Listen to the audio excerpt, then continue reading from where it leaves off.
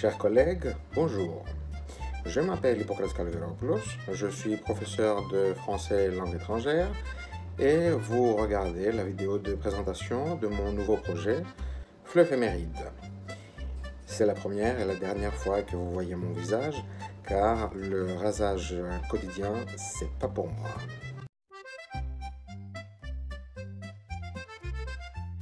Dans une année, il existe presque 700 journées, nationales françaises, européennes, internationales ou mondiales. Oui, plus que les jours du calendrier. Certaines sont officielles et sérieuses, d'autres officieuses, moins connues, surprenantes, voire totalement improbables.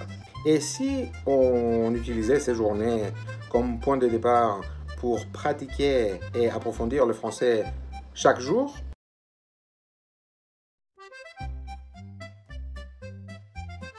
Trois raisons. Tout d'abord, cela fait longtemps que je voulais commencer mes cours en douceur, de façon originale et utile en même temps, mais je n'avais jamais eu le temps de structurer un calendrier complet. Ensuite, ma mère suit un calendrier de ses journées depuis plusieurs années et elle me les rappelle chaque matin. Enfin, lors des 2 dernières sessions du DELF, il y a eu 2 sujets d'oraux qui portaient justement sur ce type de journée. C'est donc une excellente base pour acquérir du vocabulaire et des idées, y compris sur des thèmes plus insolites.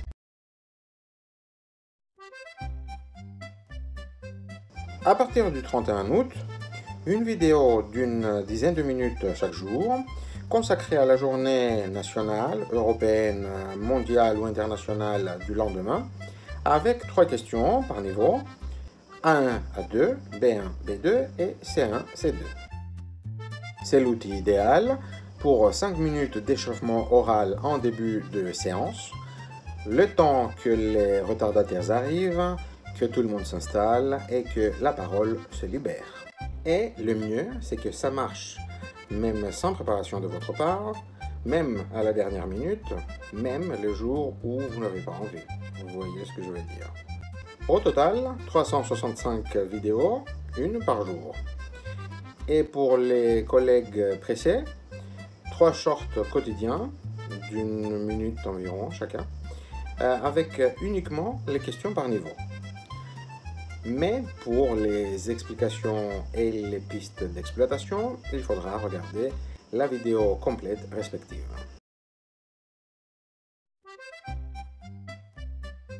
On passera des journées les plus sérieuses aux plus légères, parfois même à celles pour lesquelles il manquait les mots.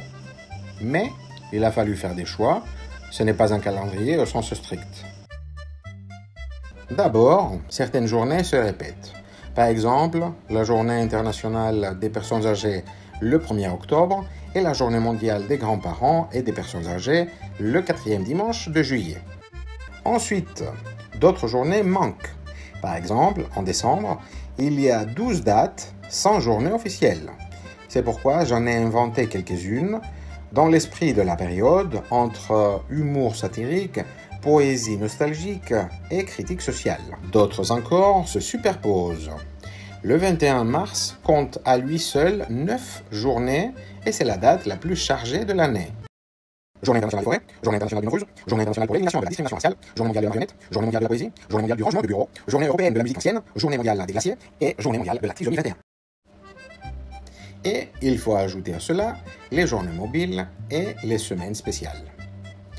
Certains thèmes ont été écartés, trop techniques ou trop spécifiques, peu porteurs pour une exploitation pédagogique grand public, médicaux, intimes ou sensibles, qui risqueraient de bloquer la parole, politiques, religieux, sexuels ou liés à des abus, exclus d'emblée.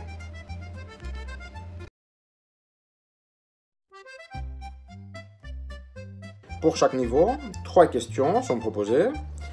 Il n'est pas nécessaire de toutes les exploiter, tout dépend du public et du temps disponible. Certaines questions comportent 2 ou 3 parties Là encore, elles ne doivent pas être utilisées telles quelles. L'enseignant les adaptera selon ses besoins et ses objectifs.